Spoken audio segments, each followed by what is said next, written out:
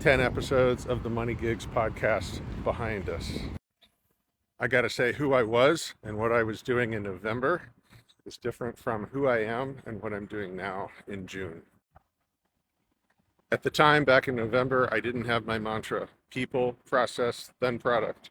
That means set aside the musical product or whatever it is they do, and let's focus on the person and their journey and see what comes out of that, see what we uncover, and then see how we feel about their product.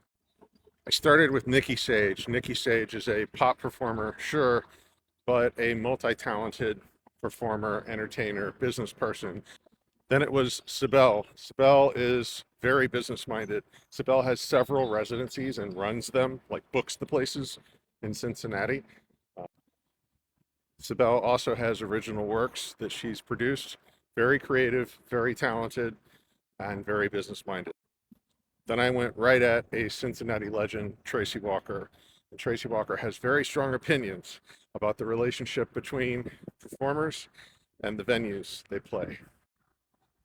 But then I thought, is interviewing musicians the only way I can benefit other musicians? And the answer is no. So I interviewed Joby Bowman of Brew River Creole Kitchen in Cincinnati. She's a restaurant owner, experienced restaurant owner, who employs music every night of the week in her restaurant. We talked at length about that relationship and how musicians can work as partners with venues to create positive outcomes. Then I said, maybe I need to branch out of Cincinnati and look for something else. And I did that.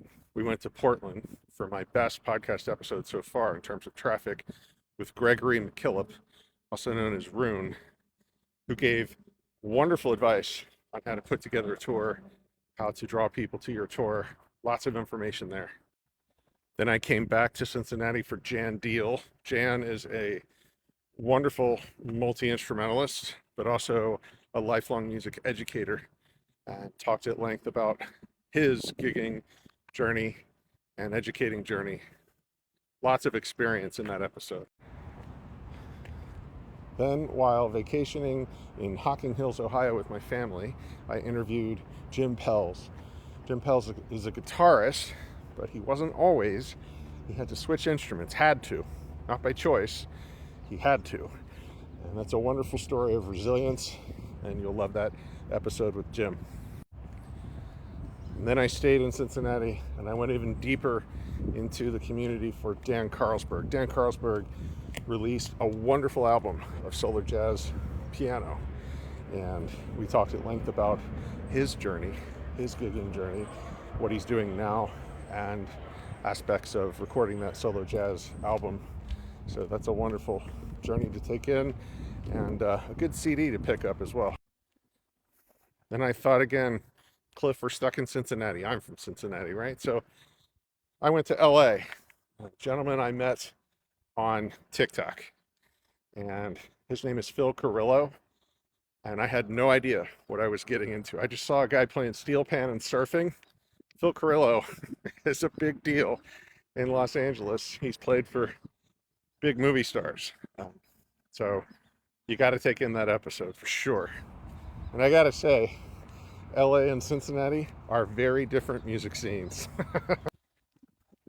Then I went back to Portland to have a chat with Gregory McKillop's friend, Rune's friend, Mackenzie Price. They were in the same band together. Mackenzie is her own entity. She's a force to reckon with. Just a lot of very good experiential anecdotes about putting together events. My favorite thing about Mackenzie is it's almost like she is trying to make a party that she's inviting herself to, and she's also playing, music.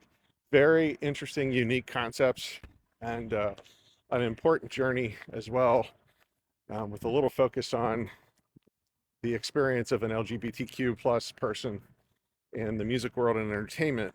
And also, I recognize just how different Portland is and what Portland means to the people there. My next episode drops July 1st. It features Joe Cowels from Cincinnati, but he's also been to Vegas a few times.